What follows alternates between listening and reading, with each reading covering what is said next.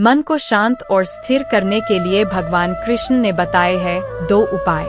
किसी भी चीज को समाने के लिए सबसे पहले मन को शांत रखना चाहिए और फिर काम पर ध्यान देना चाहिए, क्योंकि हम मन से ही प्रश्न खोज लेते हैं और मन में ही जवाब देकर बैठ जाते हैं। भगवान कृष्ण ने मन को शांत रखने के लिए 2 चीजें बताई हैं।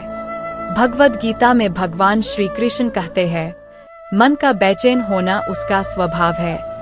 हमारे मन को लगता है कि अगर वह अलग अलग बातों के बारे में सोचता रहेगा तो हमें आने वाली हर मुश्किल और मुसीबत से बचा लेगा, पर ऐसा होता नहीं है।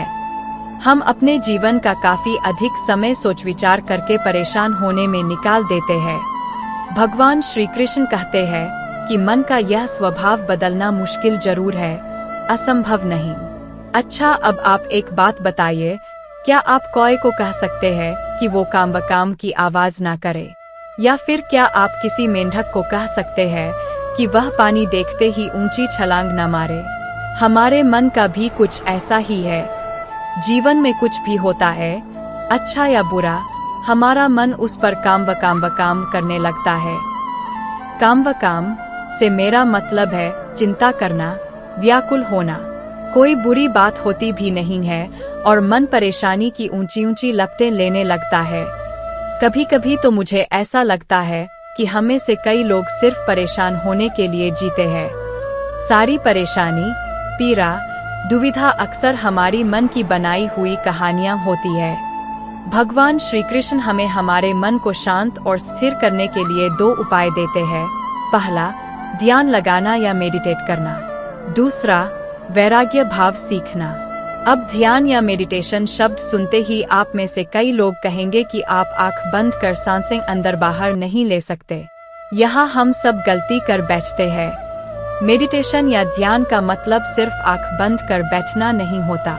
मेडिटेशन का मतलब होता है अपना पूरा ध्यान किसी चीज पर लगाना और उसे हटने नहीं देना। अगर आप रोटी बना रहे हैं तो सिर्फ उस बात पर ध्यान दीजिए।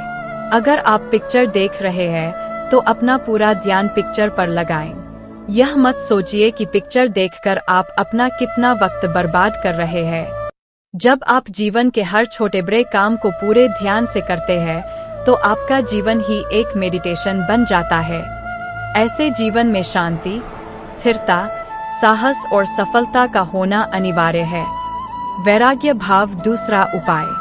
वैराग्य का अर्थ यह नहीं कि आप सब कुछ छोड़कर जंगल में जाकर बैठ जाएं। वैराग्य का सच्चा अर्थ है कि आप जो काम कर रहे हैं उसका क्या नतीजा या रिजल्ट निकलेगा उसकी चिंता ना करें। जैसे अगर आपने कोई इंटरव्यू दिया, आप यह कर सकते हैं कि पूरे मन से तैयारी करें और अपना बेस्ट देकर आ जाएं। वह नौकरी मिलना या ना मिलना आपके हाथ में नहीं है। इस नतीजे के पीछे अलग अलग चीजें हैं जो आपके बिल्कुल कंट्रोल में नहीं।